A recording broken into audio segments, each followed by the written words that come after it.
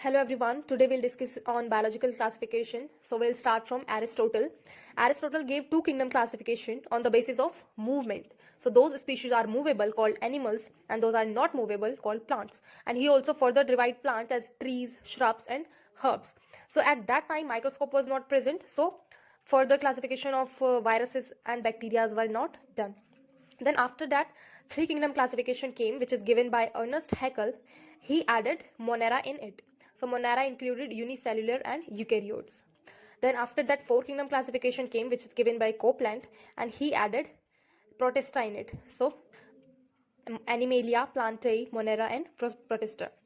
Then after that, five kingdom classification came, which is given by R.H. Whitaker in 1969. That is Monera, Protista, Fungi, Plantae, and Animalia. Six kingdom classification are also called three domain system. In it, they subdivided Monera as Archaea and Eubacteria, and three domain system means this Archaea, bacteria, these both are parts of Monera, and all other parts like fungi, Plantae, Animalia and Protista all are included in eukaryotes. So this became three domain system. We have to focus on five kingdom classification, that is Monera, Protista, Fungi, Plantae and Animalia.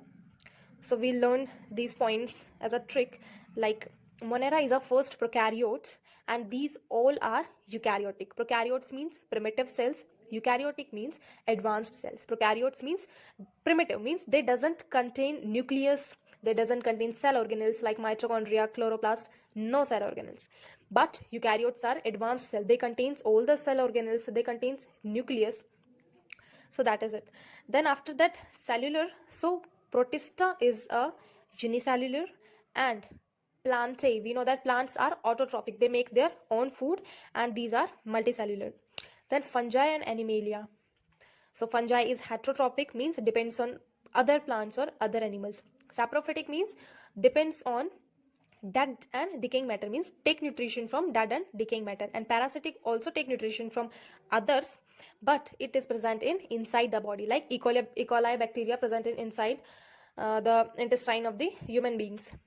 Then Animalia. So Animalia is also parasitic, it also includes saprophytic nutrition. Then heterotrophic nutrition, but it includes holozoic heterotrophic nutrition. Holozoic means there are some steps of holozoic nutrition like ingestion, like means intake of food, then digestion, then egestion and assimilation. So first one is Monera, that is prokaryotic and unicellular, and here is a classification on the basis of shape. So these round structures called bacteria, and when they are elongated and contain spores, these are bacillus bacteria. And this is a structure of spirella contain flagellum, and these are coma shaped bacteria like vibrio is a coma shaped bacteria and it causes cholera. So this is the structure of bacteria. This is the cell membrane. After that, cell wall. The second one is cell wall, and the outermost layer is glycocalyx. Glycocalyx can be hard. When it is hard, then it is called capsule. When it's soft, then it's called slime layer. Okay. Then these are the cilia. These helps in movement of the bacteria, and these are flagella. So flagella contains three parts. This is a basal body, and this is a hook-like structure. It's called hook. And after that, it is filament. So flagella helps in movement or finding food. Okay, this is the unfolded structure inside cell membrane. So this is called mesosome, and there are some enzymes present on it. These enzymes helps in respiration. And there is another unfolded structure inside cell membrane, that is called chromatophores. So chromatophores present in autotrophs because chromatophores contain chlorophyll. So autotrophs means they makes their own food. Okay, this is a plasmid. So plasmids only present in prokaryotes. Plasmid is a extra chromosomal self-replicating double-stranded pieces of DNA. This one is the mRNA, and on mRNA these structures are called ribosomes. This one structure is ribosomes. So there are many ribosomes present on single mRNA. This structure is called polysome. Ribosomes, structure of ribosomes is like this. Above side small and the below side is large.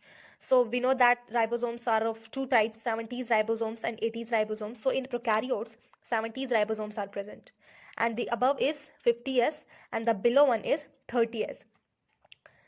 And the sum is 80s, but it's 70 years because the calculation is different, not mathematical calculation. And these are the granules. Like in human beings, food is stored in the form of glycogen, starch. So in bacteria, food can be stored in the form of glycogen, cyanophysin. Like cyanophysin in blue green algae is a type of bacteria, and blue in it food is stored in the form of cyanophysin, and food can be stored in the form of phosphate also. Then in human beings, like we know that the chromosomes are straight, but in bacteria or prokaryotic cells, the chromosomes are circular and there is no histone.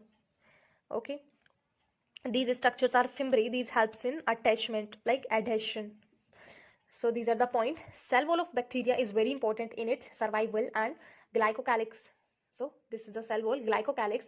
It is made up of polysaccharides, means carbohydrates or proteins. Glycocalyx protects it from bacteriocytes, means medicines which kill bacteria, and also protects from water loss. So here is example Neisseria gonorrhea. So we have to learn this example. Neisseria gonorrhea is a bacteria which causes gonorrhea, which is a sexually transmitted infection. It sticks to the vaginal lining and its symptoms are itching. So it sticks through fimbriae. I told you that it helps in attachment or adhesion. So with the help of fimbriae, it sticks through to the vaginal lining. Then straight chromosomes are not present, chromosomes are circular. One more thing is that this structure is this inside cavity is nucleoid or gonophore. And one more thing we have to focus on, that nucleolus and nucleoid are two different things. Okay, nucleolus or nucleus are present in eukaryotes. In prokaryotes only nucleoid is present, which is also called gonophore. It's very important. So we cannot call it nucleus because nuclear membrane is not present here, so it's called nucleoid. And we have seen that many ribosomes are present in single mRNA to make protein, that is called polysome. So this structure is present only in prokaryotes, it is not present in eukaryotes. Okay, because in eukaryotes only one ribosome attached to one mRNA. Then plasmids, these are plasmids. This is a, so it is also only present in prokaryotes. These are extra chromosomal self-replicating double-stranded pieces of DNA. Then plasma membrane enfolded inside this structure is called mesosomes, and these enzymes of mesosomes helps in respiration, because here mitochondria is not present. I told you before that prokaryotes does not contain cell organelles or nucleus, so it doesn't contain mitochondria.